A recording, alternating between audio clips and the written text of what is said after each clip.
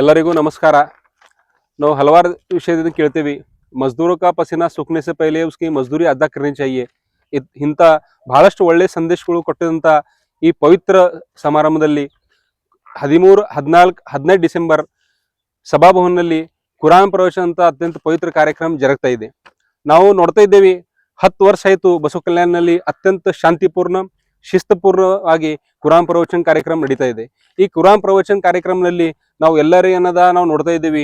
ಈ ವರ್ಷ 3 ಸಬ್ಜೆಕ್ಟ್ ಕುರಾನ್ ಪ್ರವಚನ ಕಾರ್ಯಕ್ರಮದಾಗ ಇಟ್ಟಿದ್ದೀವಿ. ಫಸ್ಟ್ ದಿನ ನ್ಯಾಯ ಮತ್ತು ಸಮಾನತಾ ಕಾರ್ಯಕ್ರಮ, ಸೆಕೆಂಡ್ ಮನಶಾಂತಿ, 3ನೇ ದಿನ ಕಾರ್ಯಕ್ರಮ ಧರ್ಮ ಮತ್ತು ಮಾನವ ಸಂಬಂಧ ಬಗ್ಗೆ ಕಾರ್ಯಕ್ರಮ ಇರ್ತವೆ.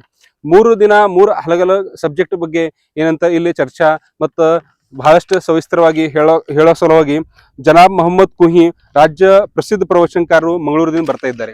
ನಾನು ನಿಮ್ಗೆ ಹೇಳಕ್ ಇಷ್ಟಪಡ್ತೀನಿ ಏನಂದ್ರೆ, ಈಗ ಸಮಾಜದಲ್ಲಿ ಬಹಳಷ್ಟು ಶಕ್ತಿಗಳು ಸಮಾಜದಾಗ ವಿಷ ಬೀಜ ಬಿತ್ತಬೇಕಂತೂ ಬಹಳಷ್ಟು ಮುಂದೆ ಬರ್ತಾ ಇದ್ದಾವೆ. ಇಂಥ ಬಹಳಷ್ಟು ಕಾರ್ಯಕ್ರಮ ಹಲವಾರು ಧರ್ಮದಲ್ಲಿ ಆಗ್ತಾ ಇದ್ದಾವೆ. ಈ ಕುರಿತು ಸಮಾಜದಾಗ ಇವತ್ತು ಬಾಂಧವ್ಯತೆ ಅಬಾಧಿತದ. ಆ ಸಲುವಾಗಿ ನಾನು ಈ ಕುರಾನ್ ಪ್ರವಚನ ಕಾರ್ಯಕ್ರಮದ ಪ್ರಧಾನ ಕಾರ್ಯದರ್ಶಿ ಅಂತ ನಾನು ನಿಮ್ಗೆ ಎಲ್ಲರಿಗೂ ವಿನಂತಿ ಮಾಡ್ತೀನಿ.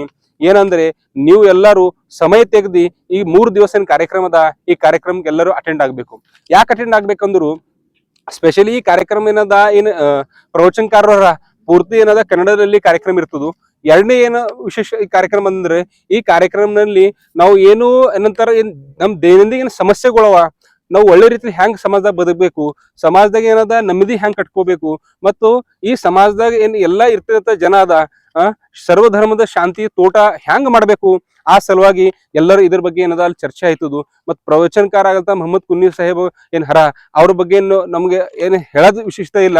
ಯಾಕಂದ್ರು ಕೆಲವೊಂದು 7-8 ವರ್ಷ ಆಯ್ತು ಬಸವ ಕಲ್ಯಾಣದಲ್ಲಿ ಅತ್ಯಂತ ಒಳ್ಳೆ ರೀತಿ ಪ್ರವಚನ ಕೊಡ್ತಾರಂತ ಹಲವಾರು ಗಣ್ಯರು ಹೇಳ್ತಾ ಇದ್ದಾರೆ.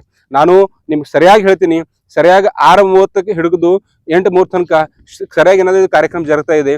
ಮತ್ತು 13, 14, 15 ಡಿಸೆಂಬರ್ ಸಭಾಭವನದಲ್ಲಿ ಈ ಕಾರ್ಯಕ್ರಮ ಜರುಗ್ತದೆ.